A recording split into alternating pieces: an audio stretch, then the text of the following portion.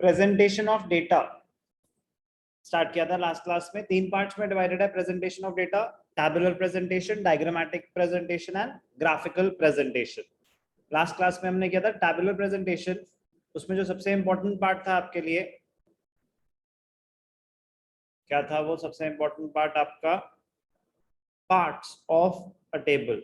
Parts of a table very very important. एक बार जल्दी से रिवाइज कराऊंगा।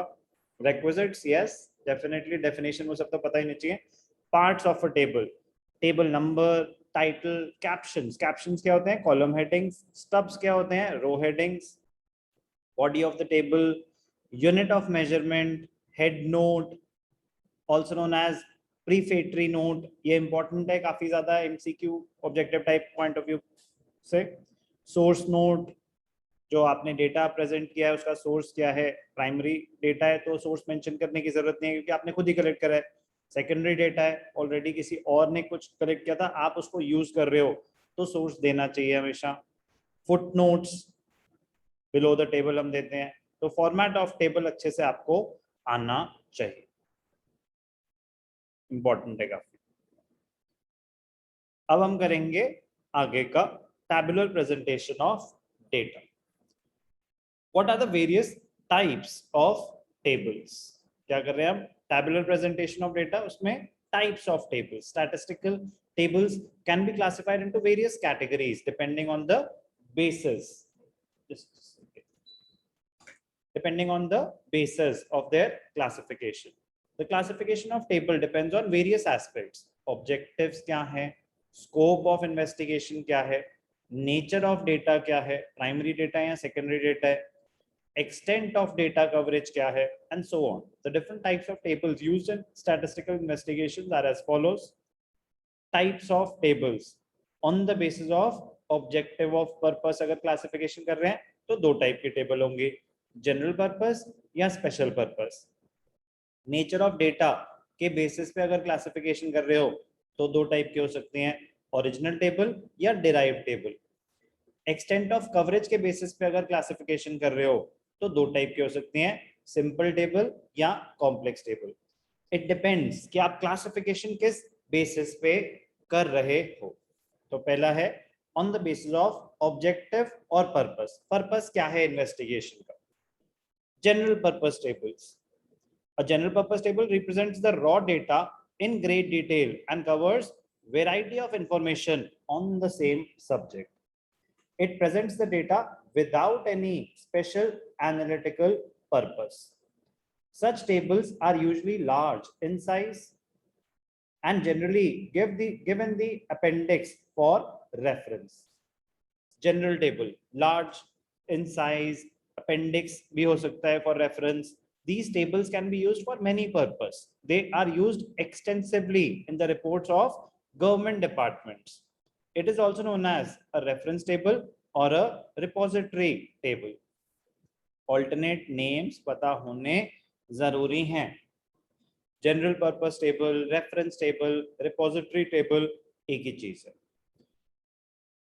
They are usually large in size and they are generally given in the appendix for reference. Appendix होता है आपने एक चीज में कुछ अटैच करके एनक्लोजर दे रखा है, अपेंडिक्स दे रखा है। जैसे बुक्स में अपेंडिक्स होता है, कोई चीज मुझे बहुत डिटेल में एक्सप्लेन करनी है तो बोल दूंगा कि if you want to explore the information in detail please refer to the appendix.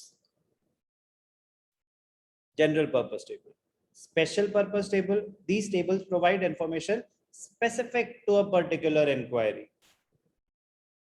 Specific information, for example, production figures of a company of a number of years, for a number of years. So we are just focusing on the production, not the overall performance of the company. So special purpose table.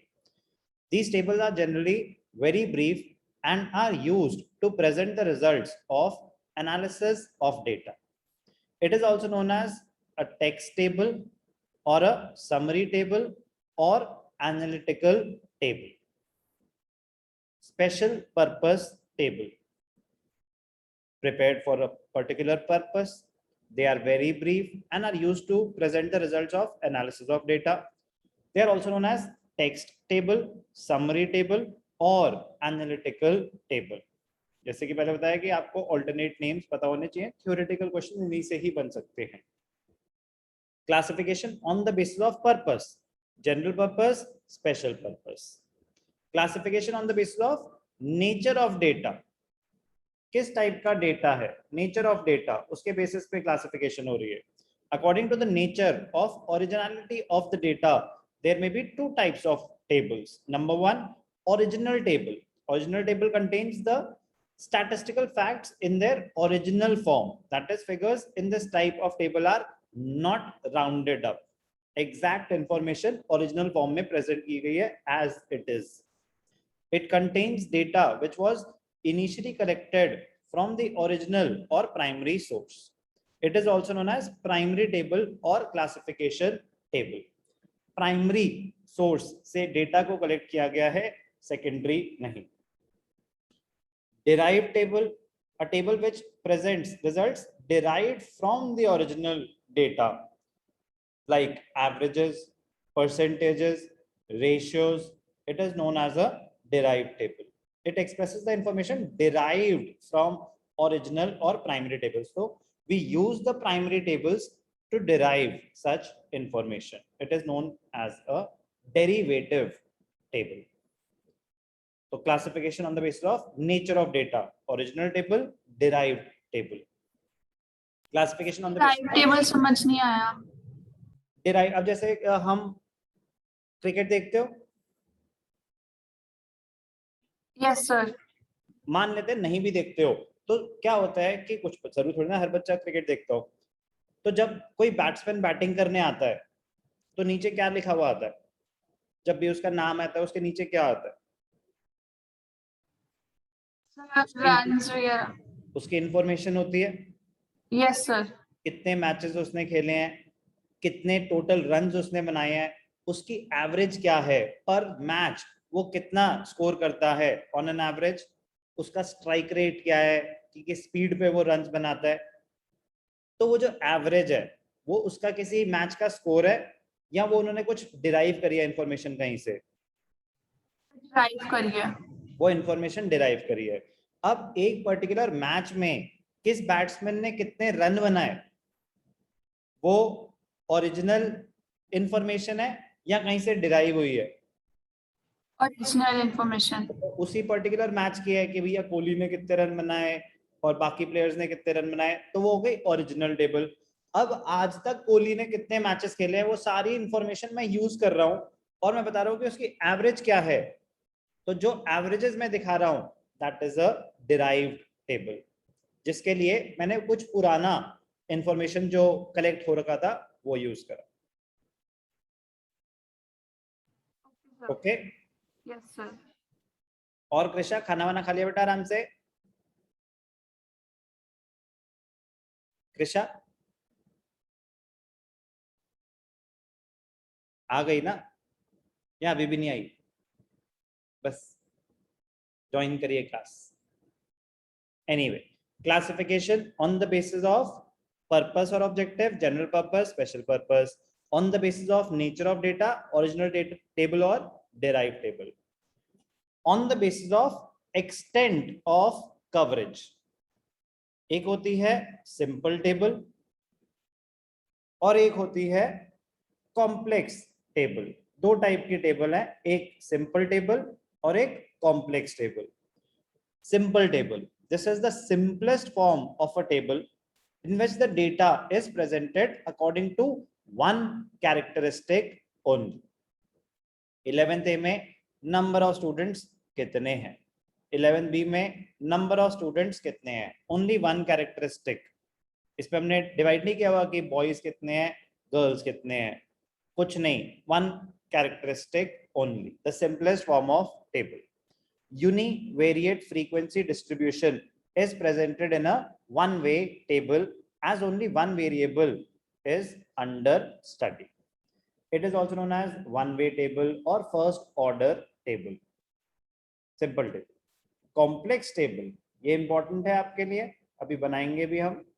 A table which presents data according to two or more characteristics is known as a complex table. जो demand schedule होता है, Anant, is it a simple table और a complex table? Demand schedule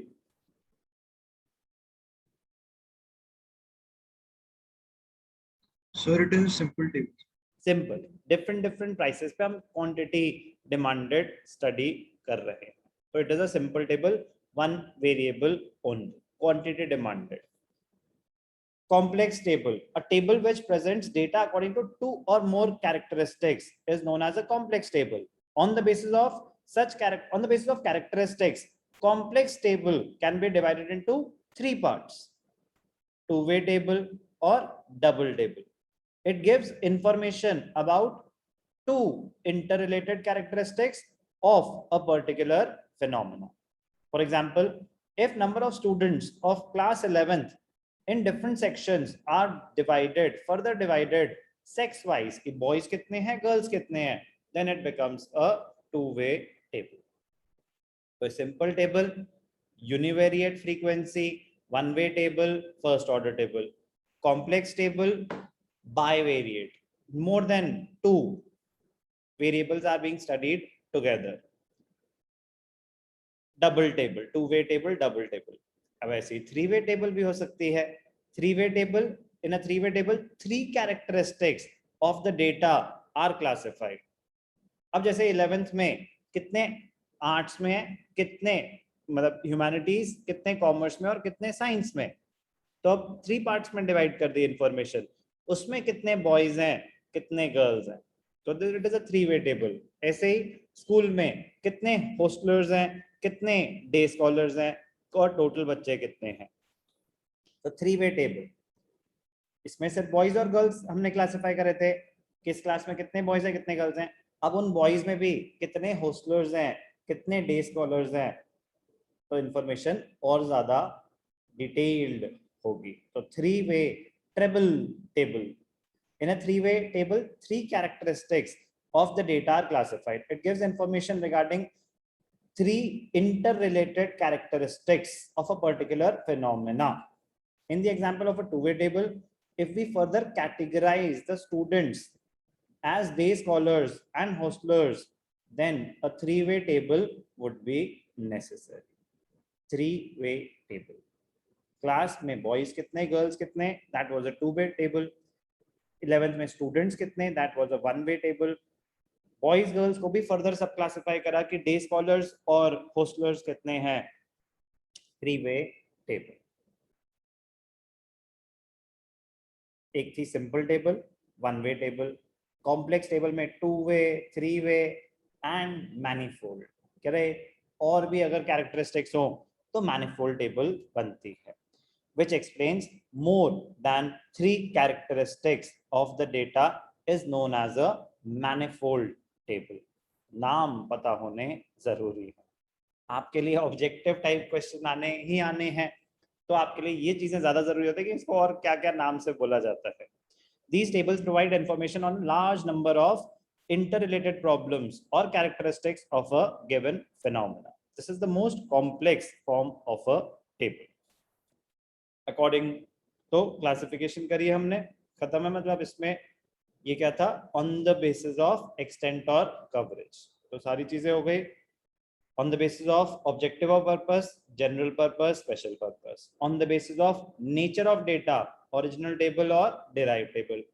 ये सबसे ज्यादा important है. On the basis of extent और coverage. Extent किस डिटेल में, कितने वेरिएबल्स आप स्टडी कर रहे हो, उस पर डिपेंड करेगा कि आपको सिंपल टेबल बनानी है या कॉम्प्लेक्स टेबल. ये नहीं कि हमेशा ही कॉम्प्लेक्स टेबल तो ऑब्वियसली बेटर होगी, ऐसा बिल्कुल भी नहीं है. It depends on the investigation, it depends on the information which you seek. जब मेरा वेरिएबल अंडर स्टडी एक है, तो फिर मुझे क्या जरूरत है कॉम्प्लेक्स टेबल बनाने की. जब ज्यादा कैरेक्टरिस्टिक्स हैं जो मुझे एक्सप्लेन करने हैं, दो हैं टू वे टेबल, थ्री है थ्री वे टेबल, थ्री से भी ज्यादा है तो क्या बनेगी, मैनिफोल्ड टेबल. तो ये बहुत जरूरी है समझ आना कि कब कौन सी टेबल बनेगी. अभी हम टेबल्स बनाएंगे, दिमाग लगता है, मजा आएगा. याद करने की कोशिश मत करना, समझने की कोशिश करना. पहले एक बार इतना रीड करेंगे, अब हम स्टार्ट करेंगे कि टैबुलेशन अगर एक्चुअली टेबल बनानी होगी कि मैं आपको डेटा टेक्स्ट के फॉर्म में दूं तो टेबल बनाएंगे कैसे, बड़ा ही चैलेंजिंग, इंटरेस्टिंग, दिमाग लगाने वाली चीज होती है। Don't do it just from the examination point of view. ये सोचो ना कि आपको कल को रॉ डेटा को प्रेजेंट करना है, तो वो दिमाग आपको तभी आएगा ना कि अच्छा ऐसे प्रेजेंट करते हैं तो और ज्यादा मीनिंगफुल होगा। It is going to be an analytical part.